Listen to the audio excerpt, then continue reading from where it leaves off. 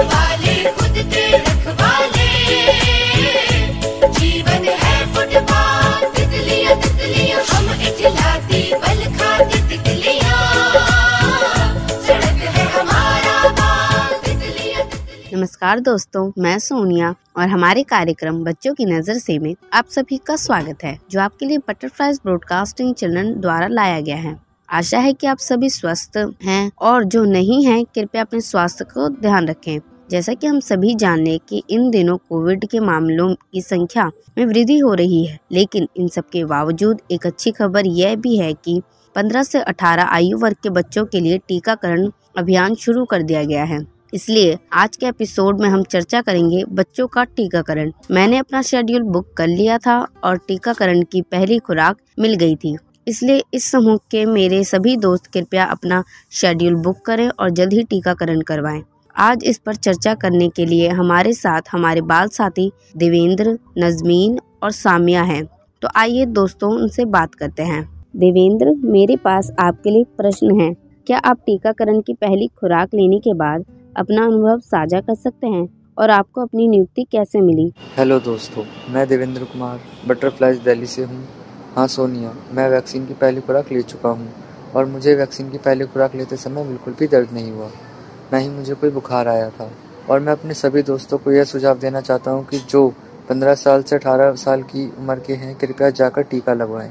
15 से 18 साल वर्ष की आयु के बच्चों को अनिवार्य रूप से अपना पंजीकरण करा लेना चाहिए और टीकाकरण से पहले ऑनलाइन अपॉइंटमेंट शेड्यूल सेट करना चाहिए।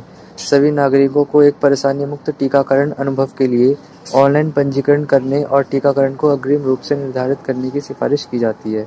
पंजीकरण प्रक्रिया के लिए बच्चों को कोविड-19 टीकाकरण के लिए कोविन पोर्टल पर छात्र आईडी कार्ड जमा कराने की आवश्यकता होगी। पंजीकरण के लिए छात्र आईडी कार्ड भी ठीक है, क्योंकि कुछ के पास आधार या अन्य पहचान पत्र नहीं हो सकते। Thank you Devendra. सामिया हमारे साथ बच्चों की टीकाकरण प्रक्रिया के बारे में साझा कर सकती हैं। नमस्कार दोस्तों, मैं हूं सामिया बटरफ्लाइज दिल्ली से। नए ओमिक्रॉन वेरिएंट पर चिंताओं के बीच हमारे भारत देश ने 15 से 18 वर्ष के आयु वर्ग के लोगों को कोरोना वायरस रोग के खिलाफ टीकाकरण शुरू कर दिया है। इस आयु वर्ग के टीकाकरण के लिए केवल कोवैक्सीन का उपयोग किया जाएगा। इस संबंध में टीकाकरण अभियान शुरू करने के सरकार के निर्णय की घोषणा प्रधानमंत्री नरेंद्र मोदी ने पिछले दिसंबर में क्रिसमस के दिन की थी। वह बच्चे जिनका जन्म वर्ष 2007 या उससे पहले होगा, वह 15 से 18 वर्ष के आयु वर्ग के अंतर्गत टीकाकरण के पात्र होंगे। हमें कोविन पोर्टल पर खुद को पंजीकृत करना होगा और हम अपने क्षेत्र के नज़दीकी केंद्रों पर अपनी खुराक प्राप्त कर सकते हैं। Thank you Samia. नाजमीन, आप भी जानकारी साझा कर सकती हैं। हेलो दोस्तों, मैं हूं नाजमीन बटरफ्लाइज दिल्ली से। कोविड-19 टीकों की सुरक्षा और प्रभाव के बारे में बहुत कुछ कहा जा रहा है, जबकि वैज्ञानिक कोरोना वायरस टीकों की दक्षता का मूल्यांकन और अध्ययन करना जारी रखते हैं। फिर भी बहुत सारी सूचनाएं और अफवाहें हैं जो सार्वजनिक झिझकों का कारण बन सकती है। इसीलिए हमें इसे नहीं सुनना है और अपनी मेडिकल टीम पर विश्वास रख के आगे बढ़कर टीका लगवाना है। शुक्रिया नाजमीन। मिलकर विश्व बचाएं सबकी जिम्मेदारी, ये संकट दूर भगाएं जन जन भागीदारी। टीकाकरण से ही मात खाएगी ये महामारी। है विराट है विशाल भारत का संदेश, टीके से बचा है देश, टीके से बचेगा देश, टीके से। अफवाहों और भ्रांतियों से बचना है विशेष, टीके से बचा है देश, टीके से बचेगा देश, टीके से बचा है देश, टीके से बचेगा देश, टीके से।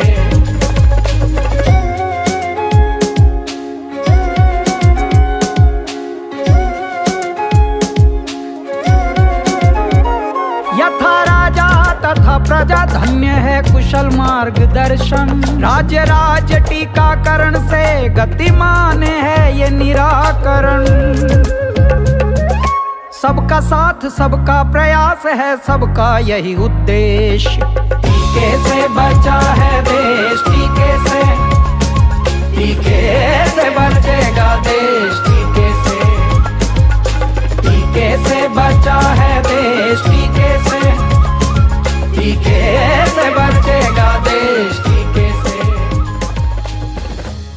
तो दोस्तों, आप सुन रहे हैं हमारा कार्यक्रम बच्चों की नज़र से, जो रेनबो एफएम पर बच्चों को प्रसारित करने के लिए बटरफ्लाइज द्वारा आपके लिए लाया गया है। आज हम भारत में बच्चों के टीकाकरण के बारे में बात कर रहे हैं, क्योंकि स्टूडियो में मेरे दोस्तों ने अपना अनुभव साझा किया है। इसलिए इसके बारे में अधिक जानने के लिए अपने दिन के अतिथि से बात करते हैं, फोर्टिस गुरुग्राम के डॉक्टर के मारवा। स्वागत है मारवा सर। नमस्कार प्यारे बच्चों, मेरा नाम डॉक्टर केनशुक मारवा है। सर, हम बच्चों के मन में सवाल है, क्या आप कृपया हमारे श्रोताओं को बच्चों में टीकाकरण की प्रक्रिया के बारे में समझाएंगे? बच्चों, टीकाकरण के लिए हम कोविन ऐप में रजिस्टर कर सकते हैं या हम अपने नज़दीकी जो टीकाकरण सेंटर है वहाँ पे जाके टीके लगवा सकते हैं। तो जब हम टीका लगवाने जाते हैं तो हमारे साथ हमारे माताजी पिताजी कोई साथ में एक पर्सन जा सकता है या आपका गार्जियन जा सकते हैं। तो वहाँ पे जब टीकाकरण लगता है, आपका मोबाइल नंबर पिताजी का या माताजी का मोबाइल नंबर रजिस्टर करके और फिर टीका लगाया जाता है। जो टीकाकरण है वो अभी 15 से 17 साल के बच्चों के लिए स्टार्ट किया गया है। तो जाने कि जो बच्चे 2007 ईयर के बाद से पहले पैदा हुए हैं तो उन बच्चों के लिए टीकाकरण की सुविधा अवेलेबल है। तो टीकाकरण की जो खुराक है वो है, जो एडल्ट डोजेज है वो सेम उतना ही डोजेज है उसमें। तो मेन होता है कि पहले जो टीका है वो बाजू में लगता है, जो पोस्टीरियर डेल्टॉइड जिस पोजीशन को बोलते हैं वहाँ पे इंजेक्शन लगाया जाता है। इंजेक्शन लगाने के बाद आधा घंटा बिठाते हैं, देखने के लिए कोई साइड इफेक्ट नहीं है। अधिकांश लोगों में साइड इफेक्ट नहीं होता, तो उसके बाद आप आधे घंटे के बाद घर जा सकते हैं। तो ये टीकाकरण की जो प्रक्रिया ये है। तो पहला जब टीका लग जाता है, फिर उसके 1 महीने बाद जो नेक्स्ट डोज है फिर वो लगती है। तो 2 डोजेस लगनी ज़रूरी है। और दूसरा सवाल जो आपका है, क्या सभी के लिए कोविड के 2 खुराकें लेनी आवश्यक है? हाँ, 2 खुराकें लेनी आवश्यक हैं, क्योंकि जो सेकेंड डोज है उससे फिर एंटीबॉडीज जो हैं पर्याप्त मात्रा में बनती हैं।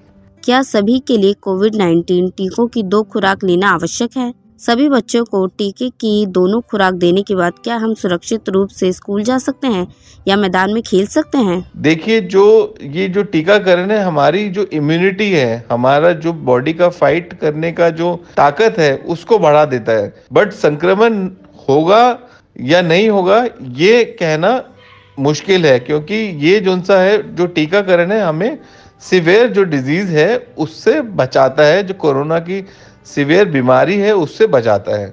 तो ये बीमारी के संक्रमण और उसको फैलने से नहीं रोक सकता, ये सिर्फ आपको एक प्रोटेक्शन देने के लिए है कि आपको कोई ज़्यादा सिवियर फॉर्म ना हो डिजीज़ का, कोविड का सिवियर फॉर्म ना हो, इसके लिए करना ज़रूरी है। हाँ, आप ज़रूर खेल सकते हैं मैदान में, अगर आप प्रॉपर मास्क पहन के स्कूल, जैसे जब स्कूल के डायरेक्टिव्स आएंगे, डिपेंडिंग आप कौन से स्टेट में हैं, वहाँ का क्या डायरेक्टिव है, तो उस हिसाब से ये डायरेक्टिव्स खुलेंगे।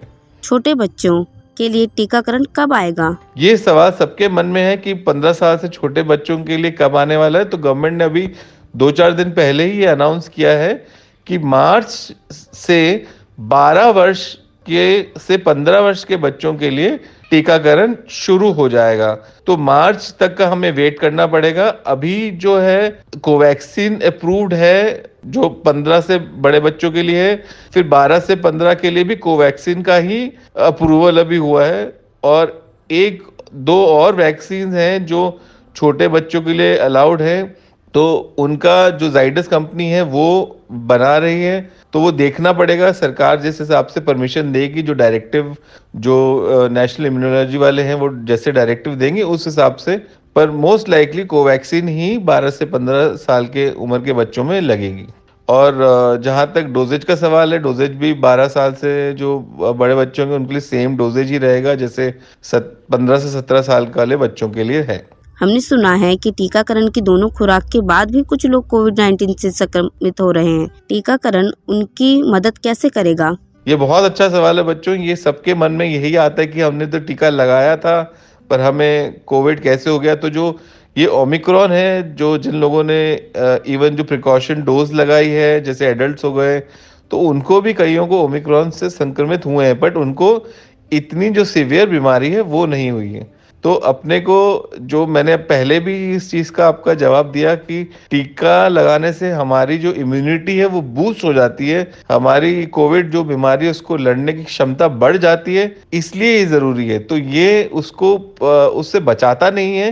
तो और मदद कैसे करी, यहाँ इस जहन में सवाल आता है कि अगर आपको ओमिक्रॉन हो गया या कोविड हो गया तो उसने आपकी मदद कैसे करी। तो मदद इस प्रकार से की बच्चों की, आपका जो एक जो ऑलरेडी एक आर्मी है उसके अगेंस्ट, जो ओमिक्रॉन जो वायरस है, कोविड वायरस है, उसके अगेंस्ट उन्होंने खड़ी कर दी, और इसलिए आप अच्छे से और जल्दी से रिकवर हो गए। ये इसलिए बहुत ज़रूरी है, वैक्सीनेशन ज़रूर करवाइए। एंड उसके साथ साथ जैसे मैं कह रहा हूँ कि आप ये ज़रूर देखिए कि जो आपके घर वाले हैं जब बाहर जा रहे हैं तो मास्क ज़रूर पहने, मास्क में बेपरवाही बिल्कुल ना करें, मास्क जो है प्रॉपर नाक को कवर करे, अच्छा टाइट स्नगली फिट मास्क हो, वो बहुत ज़रूरी है। चाहे आप हों चाहे आपके घर वाले हों, बाहर कभी ज़रूरी काम से जा रहे हो तो मास्क ज़रूर पहने।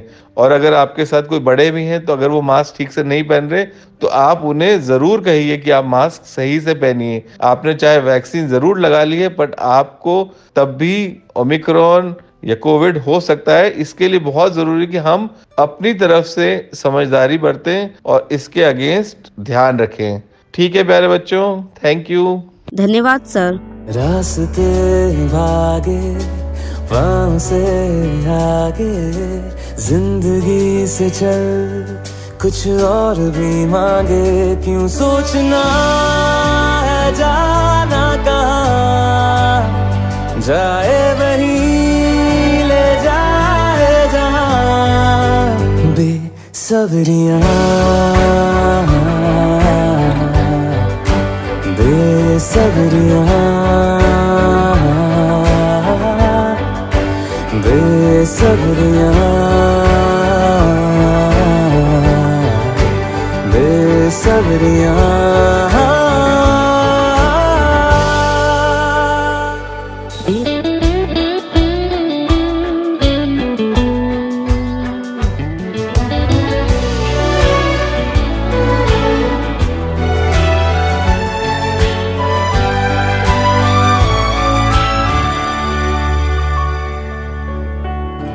कदमों पे तेरे बादल झुकेंगे, जब तक तुझे एहसास है, जागीर तेरी तेरा खजाना, ये तश्नगी है ये प्यास है,